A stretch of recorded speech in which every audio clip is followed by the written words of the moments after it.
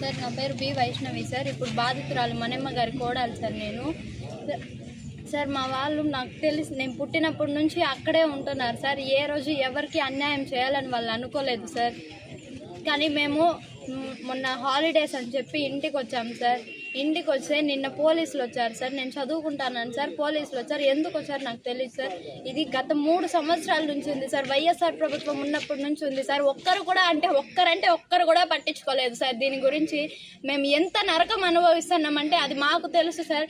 మా బావ 10th క్లాస్లో 2nd ర్యాంక్ సార్ స్కూల్కి. ఆయన కాలేజీకి వెళ్ళట్లేదు సార్. కాలేజీకి వెళ్ళకుండా చేసి పెట్టేశారు సార్. 2nd rank sir. ఎంత బాగా చదువుతాడో సార్. కాలేజీకి వెళ్ళట్లేదు సార్. ఇప్పుడు వెళ్ళాలంటే కూడా భయం వేస్తుంది సార్. ఎక్కడన్నా పంపించాలంటే ఎక్కడికైనా బయటకు వెళ్తే నవ్వుతారు సార్ చూసి మమ్మల్ని. దళితులు అంటే మరీ అన్యాయమా సార్? నేను మాట్లాడితే నేను అడగాలనుకున్న మొదటి ప్రశ్న సార్, మనుషుల ప్రాణాలకి విలువ లేదా సార్? ఇక్కడ దళితులు అంటే మరీ అన్యాయం. మీ కాళ్ళ కింద చెప్పుల్లాగా చూస్తారా సార్ మమ్మల్ని? ఏం సార్ అసలు ఏం చూస్తున్నారు సార్? ఇంతమంది ఇంత పెద్ద గవర్నమెంట్ ఉంది, ఎందుకు సార్ అసలు మీరు ఉన్నా ఒకటే లేకపోయినా ఒకటే సార్? మమ్మల్ని పట్టించుకోకపోతే దళితులు కాన్స్టిట్యూషన్ చెప్పింది కదా సార్ అందరూ ఈక్వలే అని చెప్పి, అయినా పట్టించుకోరా సార్? మేమంటే మరి అంత హీనమా సార్? మాకి మనుషుల ప్రాణానికి విలువ లేకపోతే ఎలా సార్? నేను అడిగిన దానికి మీకు ఏ క్లాస్ చదువుతానమ్మా నువ్వు అన్నారు సార్. నేను 9th క్లాస్ చదువుతానంటే బుద్ధి జ్ఞానం లేదా అమ్మా? ఇట్లా మాట్లాడితే కేసు అయితే మీరు చదువుకోగలరా? మీరు గవర్నమెంట్ జాబులు ఇస్తారా మీకు అని అడుగుతారు సార్. అంటే ప్రాణం మీదకి వచ్చే కూడా పట్టించుకోరా సార్? అది జస్టిస్ కాదని నేను చెప్తూనే ఉన్నాను సార్. ఆమె పడిపోయి దొర్లాడుతా అంటే కనీసం పట్టించుకోలేదు సార్. పోలీసులు ఉన్నా ఒకటే లేకపోయినా ఒకటే సార్. ఆ మేడం అయితే పోతే పోయిందని చెప్పి వాళ్ళ బండ్లో కనీసం అంబులెన్స్ ఫోన్ చేయలేదు.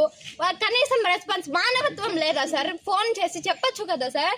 లేదు సార్. మళ్ళీ మా మామని అరిచారు సార్. ఏదో బూతు మాటలు కూడా అన్నారంట సార్. బూతు మాటలు అని తిట్టారంట సార్. తీసుకెళ్ళండి అమ్మా, మీకేం బుద్ధి జ్ఞానం లేదా అంటే అప్పుడు వాళ్ళు ఉన్నది ఎందుకు సార్? కనీసం ఫోన్ చేయొచ్చు కదా సార్. అన్ని జీపులు ఉన్నాయి, ఒక్కసారి తీసుకెళ్తే ఏమవుతుంది సార్? అన్ని మాటలు మాట్లాడతారు కదా సార్.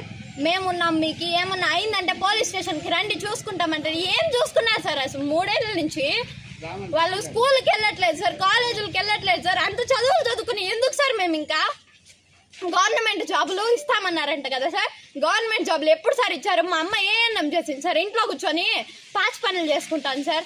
మా అత్త వాళ్ళు బిఏలు చేశారు సార్. వాళ్ళు ఏం పనులు చేస్తున్నారు సార్? ఏం లేదు సార్.